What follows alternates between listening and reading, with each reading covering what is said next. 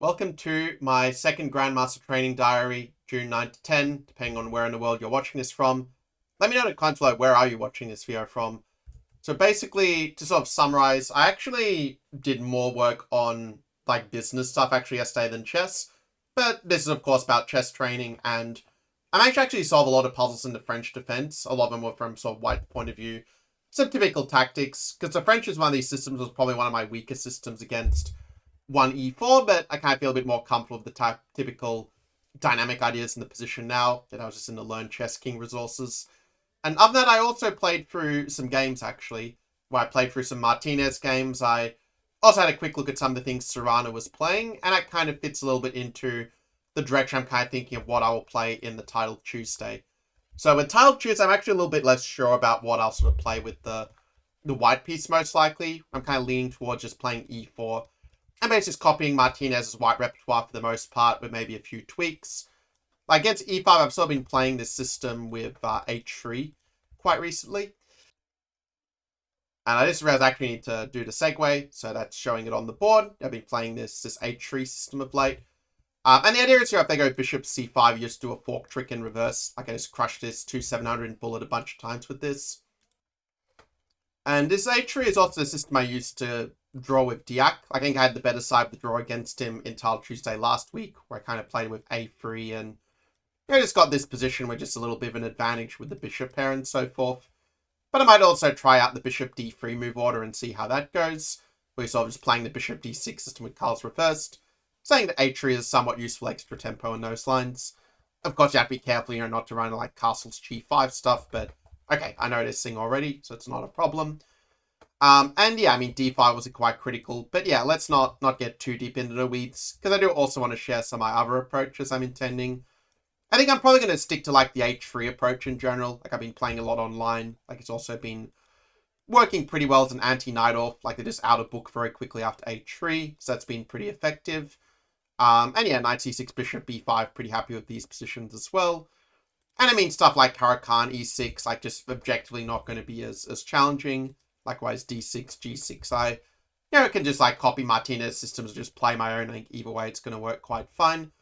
But that's like for white, I'm probably just going to play e4 mostly. Like maybe I'll mix in a few d4 and some Catalan approaches, but it's not going to be like the main plan at least.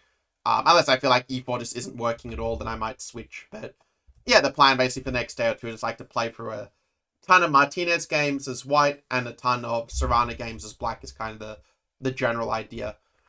And if you are wondering, well, what exactly does Serrano play? He's rated like around like 2-7, 20-ish or so FIDE on the live ratings. I didn't really check lately, but in this sort of ballpark. And he also won Titled Tuesday last week, the one that I played, in fact. And it's kind of funny, like the 2-he-won, like 2-he-won. He won like he drew against me and just beat nearly everyone else. And then the other one, like I just won, I like play after like a nearly year's break and he wins it again. So is he going to win like a third time because I play it? Okay, it's a coincidence, but the way he likes to play, like he plays a narrow repertoire as black, but he plays it really, really well. Like he just goes for mostly knight off. And the thing is with knight off, like a lot of people think, oh, you have to know tons and tons of theory in order to play it. But I noticed that Serrano will kind of play different shortcuts and sort of make it work that way. Like, for example, going for knight b7 and just kind of trying to play an improved version of the old set 4 and bishop e7 lines. Which actually I was just showing this like to a student just like earlier today in a lesson. Like kind of taking some of the ideas I picked up from Serrano and kind of sharing them a little bit with him very briefly. Also stuff like bishop e6, e3, like I think these sort of h5 approaches. You can sort of say, like, I'm not going to be trying to equalize, but just going to more try to set practical problems, make the opponent's life difficult. I think that's going to work fairly well and kind of suit with my style. Because it's going to allow me to focus on like playing through hundreds of model games so I can outplay my opponents in the rising positions, more than just studying all the theory and the engine lines that other people are doing. Instead, we're going a different way. Because if you do what everyone else does, you're not going to get exceptional results. And yeah, against like, d4. Yeah, against d4, I sort of have a few different systems I could play, but I was actually thinking of even like going to something like the semi-Slav and just playing like my shortcut semi-Slav repertoire that I, kind of dropped out for chessable last year. Because I don't think, it hasn't been published, like no one really knows the lines in a certain sense. But I feel like it's something where I can, ask some questions, set some tricky problems to the opponent. I mean, this is assuming I kind of like get enough study and, it may happen that I just don't have time to get to all of this, and I just end up playing some random shortcut like G6 in some games or whatever, or Scandinavian. But yeah, I do think it'd be quite a good experiment to try to, move slightly more towards some main lines and see how they go. Like, if I don't get to all the Night Elf stuff, like, I might just play the Martinez move order with, A6 and allow the Hedgehog, as it were, or Morochi bind. Or, play something like Grachev's system with E5 and just, set them some problems in this sort of ways. Like, another path I could also take, gambling, they don't know the reputation, and haven't read my blog post, but okay, it's Blitz, so I think it's a decent chance of working, just following Grachev.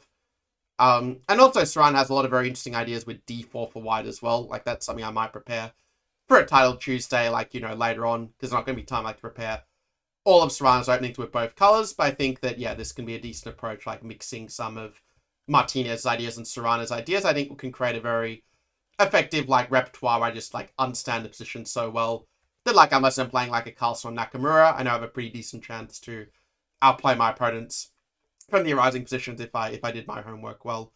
So that's pretty much a plan. Like, I focus a little bit more on the openings, and it's a little bit of a different style I'm doing. Normally people like Grandmasters, they keep all their stuff secret, they don't reveal anything, but my approach is a little bit different, like just sharing openly what I'm kind of doing, because frankly I'm probably going to have a different idea in a few weeks anyway, so it's not such a big deal. And, it's something that, in the future I am thinking of turning this into, like, a paid resource, so if this is something that you think would interest you to, like, have these sort of diaries every day in, like, a paid version, also with some bonuses, like how to get to that next level for your own chess game, like relating it specifically to your situation, as well as, sharing my little insights and secrets, then yeah, let me know if that would interest you. But yeah, thanks for your attention, and I will see you in the next one. Take care.